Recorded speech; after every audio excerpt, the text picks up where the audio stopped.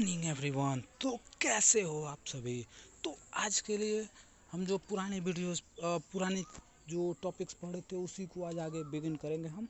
तो आज के क्लासेज हैं क्लास 7 साइंस और हमारा टॉपिक है ट्रैचिया एंड ब्रोंची, जो कि हम पढ़े थे रेस्पिरेशन इन ह्यूमन में, श्वसन क्रिया में, इंसानों में जो श्वसन क्रिया होती है उसके बारे में।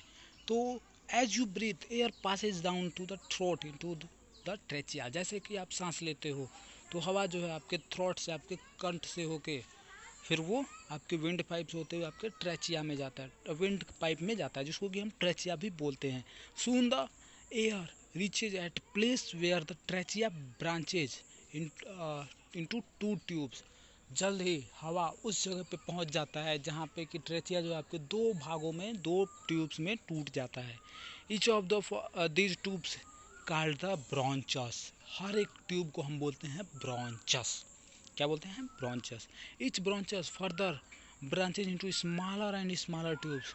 और फिर ये हर एक ब्रांचेस जो है वो आगे बढ़ के और छोटे पतले पतले ट्यूब्स में टूटता जाता है। The thinnest branches lead to the grapes like cluster of teeny balloons called alveoli।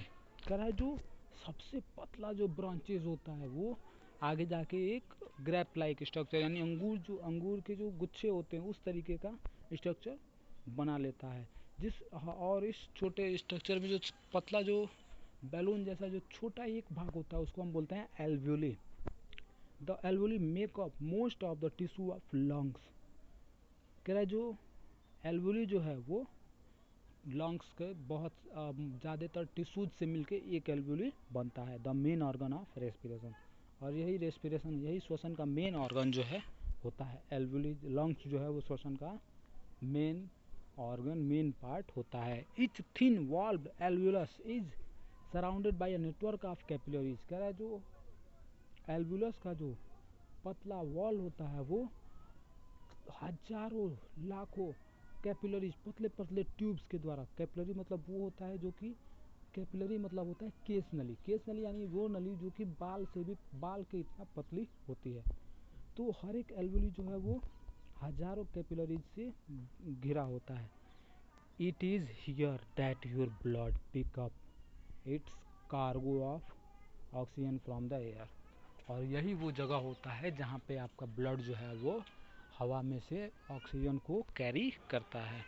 Oxygen from the alveoli passes into blood flowing in a capillary. तो फिर एल्वियोली से जो ब्लड ऑक्सीजन जो है वो उस कैपिलरी में जो ब्लड फ्लो करता है उसमें पास कर जाता है, चला जाता है। Meanwhile the waste gas carbon dioxide passes from the blood into the alveoli. और सेम टाइम में जब ऑक्सीजन जो फ्लो करता है कैपिलरीज में, उसी टाइम जो ब्लड में जो कार्बन डाइऑक्साइड होता है वो वापस फ्लो कर जाता है इधर एल्वियोली में।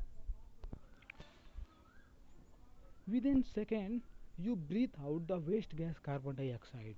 कह रहा है कि और एक सेकेंड के अंदर ही कुछ ही सेकेंड में आप कह सकते हो, एक सेकेंड के अंदर तो नहीं होता है, कुछ ही सेकेंड के अंदर ही आप क्या होते हो, आप और कार्बन डाइऑक्साइड को फिर बाहर निकाल देते हो। तो इस तरीके से आपके बॉडी में रेस्पिरेशन का वर्क होता है। अगला पार्ट आता है रेस्पिरेशन जब हो गया तो अब वो ऑक्सीजन तो कैरी हो गया। अब आता है ट्रांसपोर्टेशन, यानी कि ट्रांसपोर्ट करना, सामान जैसे एक जगह दूसरे जगह ले जाते हैं तो उसको कहते हैं ट्रांसपोर्ट कहते हैं। तो ये ट्रांसपोर्टेशन जो होता है ब्लड का, सॉरी मैंने आपको मिस्टेक पहले खोल दी। तो transportation in human transport of material takes place through a well developed circulatory system. कह रहा है कि इंसानों में ट्रांसपोर्ट जो है वो एक बहुत विकसित सर्कुलेटरी सिस्टम के द्वारा किया जाता है। The circulatory system mainly consist of blood vessels, heart and blood. और ये जो सर्कुलेटरी सिस्टम होता है इनमें मेन पार्ट जो होते हैं वो होता है ब्लड वेसल्स, यानी कि ब्लड की जो नलियाँ होती हैं वो, हार्ट यानी कि जो आपका हृदय होता है वो, और ब्लड खून। The function of this constituents are as follows. इन कॉन्स्टिट्यूएंट्स के जो फंक्शन है वो आपको नीचे दिए गए हैं। पहला आता है आपका blood vessel. The blood vessel are 3 type, arteries, capillaries and veins. Blood vessel जो है वो 3 तरीके की होती हैं। पहला होता है arteries. Arteries as the left ventricles pump your blood, it passes through the largest blood vessel in the body। कह रहा है कि जैसे ही आपका जो है लेफ्ट वेंट्रिकल, जो नीचे वाला हार्ट का जो नीचे वाला भाग जो होता है, लेफ्ट साइड में जो नीचे वाला भाग होता है, वो ब्लड को पंप करता है, तो ब्लड जो है थ्रू द लार्ज, या जो है सबसे बड़े ब्लड वेसल्स के द्वारा निकल आपके पूरी बॉडी में जाती है, जिसको कि हम बोलते हैं aorta. The aorta is an artery that carries the blood away from the heart. Aorta जो है ये एक तरीके का आर्टरी वेसल्स होते हैं जो कि क्या करते हैं, ब्लड को कैरी करती हैं हार्ट से। The aorta soon branches into other small arteries which form a network leading to all part of the body. और फिर ये ऑर्टा जो है वो छोटे छोटे पतले पतले ट्यूब्स में डिवाइड हो जाता है, इनको कि हम बोलते हैं इस आर्टरीज। और फिर ये क्या करते हैं, बॉडी के हर एक भाग तक जाती हैं। दूसरा आता है आपका capillaries. The artery network carries blood all over the body, but their walls are too thick for oxygen and food to pass through। कह रहा है कि आर्टरीज जो है वो ब्लड को बॉडी के हर एक पार्ट तक ले जाती हैं, लेकिन जो उनके जो वॉल होते हैं, जो उनकी मोटाई जो होती है, उनकी जो वॉल जो दीवार जो होती है वो बहुत मोटी होती है, जिससे कि ऑक्सीजन और फूड जो है वो कैरी नहीं हो पाता उनमें। In order to do this main job of transporting material. और इस जो ट्रांसपोर्टिंग का जो मेन कार्य यही होता है कि ऑक्सीजन और भोजन को पहुंचाना हर एक सेल तक। तो the blood has to pass from the thick arteries, क्योंकि वो आर्टरीज जो होती हैं वो बहुत मोटी मोटी होती हैं, तो वो तो हर एक सेल तक तो नहीं जा पाएंगे, तो इसलिए क्या होता है, उन्हें अब पतले पतले ट्यूब्स में जाना पड़ता है, की आवश्यकता पड़ जाती है। ठीक है, तो capillaries food are thick arteries very thin. और ये जो बहुत पतले पतले वेसल्स में जाना पड़ता है, जिस इसी पतले वेसल्स को हम बोलते हैं कैपिलरीज, केश नलियाँ, केश नलियाँ।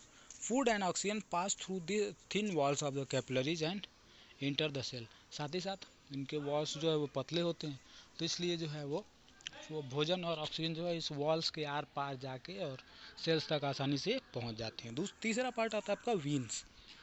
तो after the blood has given it's oxygen is dark red again, it's oxygen and is dark red again, it leaves capillaries and inter blood vessels. अब कह रहा है कि जब ब्लड जो है वो ऑक्सीजन और फूड को पहुंचा लेता है, तो फिर वो क्या होता है, फिर वो गाढ़े लाल कलर में हो जाता है, क्योंकि उनमें जब वो ऑक्सीजन को लेता है तो वो हल्के लाल कलर में होता है, क्योंकि उसमें ऑक्सीजन होता है। और फिर जब वापस आता है तो कार्बन डाइऑक्साइड होता है, कार्बन होता है, इसका वो क्या होता है, और गाढ़े लाल कलर में हो जाता है। ठीक है, तो फिर वो क्या करता है, कैपिलरीज से होकर बाहर निकलता है, और फिर कैपिलरीज को छोड़ के और फिर वो वापस ब्लड वेसल्स में आ जाता है। और जब वापस लाने के जो ब्लड वेसल्स होते हैं, उन ब्लड वेसल्स का नाम होता है वीन्स। ठीक है, veins carry blood from the body back to the heart. और वीन्स का काम होता है पूरी बॉडी से ब्लड को वापस हार्ट तक पहुंचाना। Veins have tiny one way valve. Veins में जो है वो पतला और एक ही तरफ जाने वाला वॉल्व होता है, यानी कि ब्लड एक तरफ ही जा सकती है, उससे वापस रिटर्न नहीं हो सकती है। This valve help to keep the blood flowing backward. और ये वॉल्व जो होता है ये ब्लड को वापस की तरफ हार्ट की तरफ वापस फ्लो करने में हेल्प करता है। So blood always flow back to the heart. और इसी का ब्लड जो है हमेशा हार्ट की तरफ वापस फ्लो करता है। एक और चीज़, आपके जो ब्लड जो पंप होता है तो आर्टरीज में पंप होता है, तो वो तेज़ी से जाता है, बट वीन्स में जो है ब्लड पंप नहीं होता, तो इसमें वो नॉर्मल फ्लो होता है। इसीलिए इसमें छोटे छोटे वॉल्स होते हैं ताकि वो एक ही डायरेक्शन में फ्लो कर सके। तो आज के लिए इतना ही रहने देते हैं, नेक्स्ट डे हम लोग रूमिनेंट्स के लिए डाइजेशन पढ़ेंगे।